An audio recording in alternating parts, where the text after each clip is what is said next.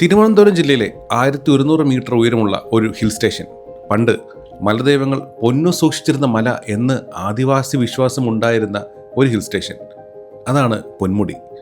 പൊന്മുടിയിലേക്കുള്ള യാത്രയും പൊന്മുടി കാഴ്ചകളുമാണ് ഈ ഒരു വീഡിയോ.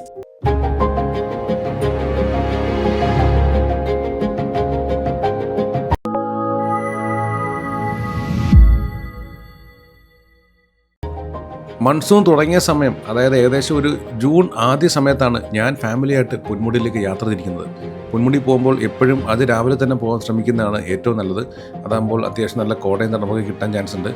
കുറച്ചുകൂടെ ലേറ്റായി കഴിഞ്ഞാൽ നല്ല തിരക്കുമാവും. അപ്പോൾ പോകുന്ന വഴി വിതുരയിൽ നിന്നും ബ്രേക്ക്ഫാസ്റ്റ് കഴിക്കാനുള്ള പ്ലാനിലാണ് നമ്മൾ പൊന്മുടിയിലോട്ട് പോകുന്നത്. പിന്നെ പോകുന്നതിൽ പ്രത്യേകിച്ച് മഴയൊക്കെ തുടങ്ങിയ സമയമാണെങ്കിൽ നിങ്ങൾ പോകുന്നതിന് മുമ്പ് KTDCയിൽ ഒന്ന് വിളിച്ച് ചോദിക്കുക പൊന്മുടി ഓപ്പൺ ആണോ ഇല്ലയോ എന്ന്. കാരണം ഇടയ്ക്ക് ഭയങ്കര രീതിയിൽ റെഡ് അലേർട്ടൊക്കെ ആണെങ്കിൽ പൊന്മുടി ഹിൽ സ്റ്റേഷൻ ക്ലോസ് ചെയ്യാറുണ്ട്. പൊന്മുടി പോകുമ്പം എക്സ്പീരിയൻസ് ചെയ്യാൻ പറ്റുന്ന മറ്റൊരു സംഭവമാണ് കല്ലാർ എക്കോ ടൂറിസത്തിന് കീഴിലുള്ള മീൻമുട്ടി വാട്ടർഫാൾസ്. അവിടെ നിന്ന് അങ്ങോട്ട് നമ്മുടെ ഹെയർ പിൻ ബെൻഡൊക്കെ സ്റ്റാർട്ട് ചെയ്യാണ്. 22 ഹെയർ പിൻ ബെൻഡ് കയറി വേണം പൊന്മുടി എത്താൻ. ഹെയർ പിൻ ബെൻഡ് കയറുമ്പോൾ പ്രത്യേകം ശ്രദ്ധിക്കുക, ഓപ്പോസിറ്റ് വണ്ടികൾ വരാനുള്ള സാധ്യതയുണ്ട്.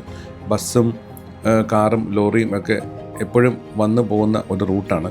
റെസ്ട്രിക്ഷൻ ഉണ്ട്. 6 മണി തൊട്ട് 6 മണി വരെയാണ് പൊന്മുടിയിലേക്കുള്ള റെസ്ട്രിക്ഷൻ ടൈം എന്നുള്ളത്.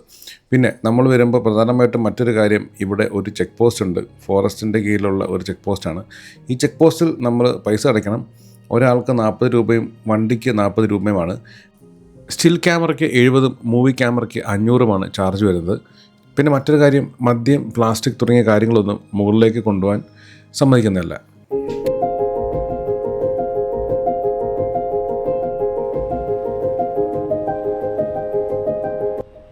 മഴയൊക്കെ പെയ്ത് തുടങ്ങിയതുകൊണ്ട് നല്ല പച്ചപ്പായിട്ട് കിടക്കുകയാണ് കേട്ടോ കാടൊക്കെ.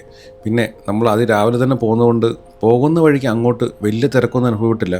കുറച്ച് വണ്ടികളും കുറച്ച് 2 വീലേഴ്സും മാത്രമേ ഉണ്ടായിരുന്നുള്ളൂ.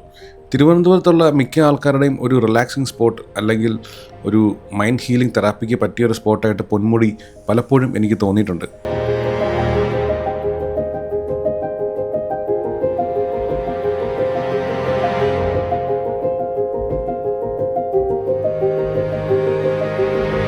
അങ്ങനെ ഹെയർപിനെല്ലാം കയറി പോകുന്ന സമയത്താണ് വഴിയിൽ ഒരമ്മ ചാമ്പയ്ക്ക് വിൽക്കുന്നു. ആ മഴയത്തും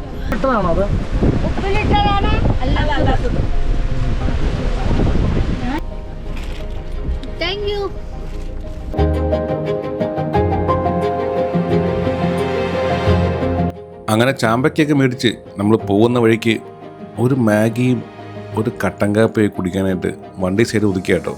നമ്മളിതുപോലത്തെ ഹിൽ സ്റ്റേഷനിലൊക്കെ പോയി കഴിഞ്ഞാൽ ഈ മാഗി കഴിക്കുക എന്നുള്ളത് ഒരു വികാരമാണല്ലോ. കൂടാതെ ബ്രെഡ് ഓംലെറ്റും ഉണ്ടായിരുന്നു. അപ്പോൾ ഒരു ചേട്ടനും ചേച്ചിയുടെയും കടയാണ്.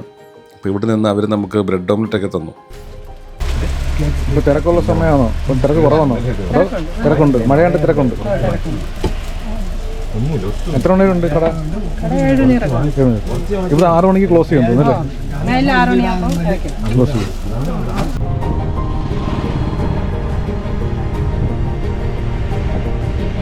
ഞാൻ കഴിഞ്ഞ തവണ പൊന്മുടി വന്നപ്പോൾ നല്ല ചൂടുള്ള സമയത്താണ് വന്നത്. സമ്മർ ടൈമിലാണ് വന്നത്.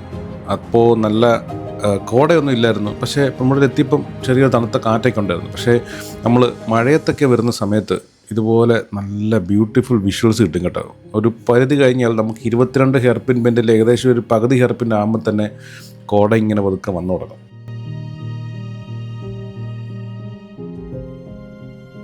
അങ്ങനെ നമ്മൾ പൊന്മുടിയുടെ ഏറ്റവും ടോപ്പ് പോയിന്റിൽ എത്താറായിരിക്കുകയാണ്. അതിന് മുമ്പ് നമ്മൾ ജസ്റ്റ് വണ്ടി നോക്കി കോടയൊക്കെ കുറച്ചൊക്കെ ഒന്ന് ആസ്വദിച്ചു.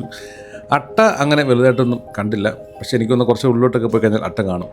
അപ്പോൾ ഇതാണ് പൊന്മുടിയുടെ ഏറ്റവും വണ്ടി എത്തുന്ന സ്ഥലം. ഇവിടെ നമുക്ക് വണ്ടി പാർക്ക് ചെയ്യാനൊക്കെയുള്ള സൗകര്യമുണ്ട്. അതിനുശേഷം നമുക്ക് ഈ സൈഡിലുള്ള പാറക്കെട്ടിലും മലയിലൂടെയൊക്കെ നമുക്ക് ഇറങ്ങി നടക്കാം.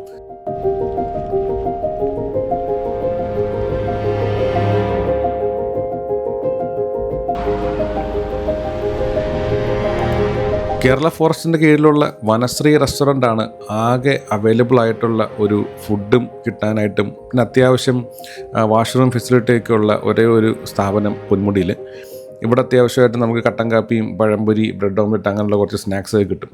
ടോയ്ലറ്റിൻ്റെ അവസ്ഥയൊക്കെ ആവറേജാണ്. ലേഡീസ് ടോയ്ലറ്റ് കുറച്ച് മോശമാണെന്നാണ് അറിയാൻ കഴിഞ്ഞത്. അപ്പോൾ ഇവിടെ വന്നു കഴിഞ്ഞാൽ എല്ലാ ആൾക്കാരും, സഞ്ചാരികളെല്ലാം ഈ ഒരു റെസ്റ്റോറൻറ്റിൽ വന്നിട്ട് ഒരു ചായ കട്ടൻ കാപ്പി കുടിക്കാറുണ്ട്. ഒരു 3D തിയേറ്റർ ഉണ്ട്. പിന്നെ അത് കൂടാതെ ഫോറസ്റ്റിൻ്റെ തന്നെ ഒരു റീറ്റെയിൽ ഷോപ്പും ഉണ്ട് ഇതിനകത്ത്. നമുക്ക് ഈ തേനും അങ്ങനെയുള്ള ഫോറസ്റ്റ് ഐറ്റംസ് ഒക്കെ മേടിക്കാനായിട്ടുള്ള ഒരു ചെറിയ ഒരു കടയും ഇതിനകത്തുണ്ട്.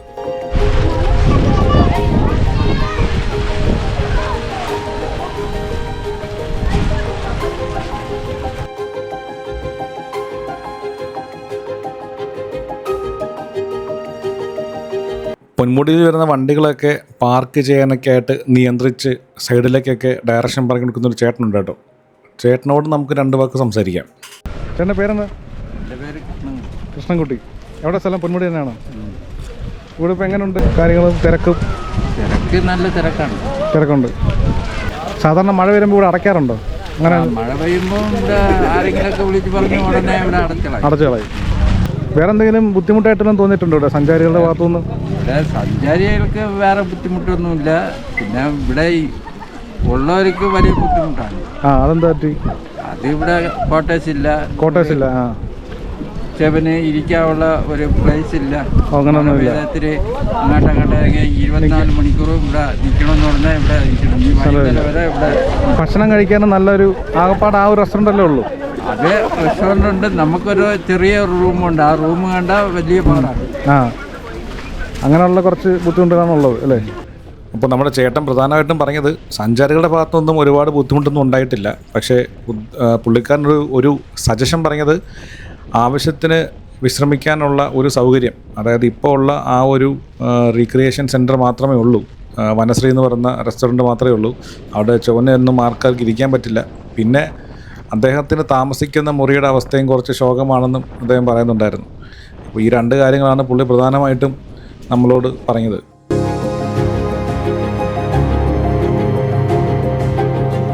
നമ്മളങ്ങനെ നടന്ന് തൊട്ടടുത്തുള്ള ഒരു പാറയുടെ മുകളിലേക്ക് കയറി.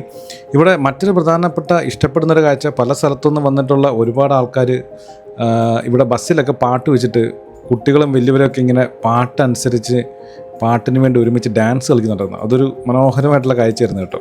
ഇപ്പോൾ റീൽസിലൊക്കെ അടുത്തിടയ്ക്ക് ട്രെൻഡിങ് ആയ സംഭവമാണ്. അങ്ങനെ മഴയത്തുള്ള നമ്മുടെ പൊന്മുടി യാത്ര ഇവിടെ അവസാനിക്കുകയാണ്. ചെറിയ മഴയും നല്ല തണുപ്പും അതിലേറെ കോടയുമുള്ള പൊന്മുടി കണ്ട് മനസ്സ് നിറഞ്ഞ് കുളിർമയുള്ള മനസ്സോടെ നമ്മൾ തിരിച്ചു പോവുകയാണ്. This is Deepak signing out. നമ്മുടെ വീഡിയോ കണ്ടതിന് ഫ്രണ്ട്സിന് എല്ലാവർക്കും നന്ദി, നമസ്കാരം, താങ്ക് യു.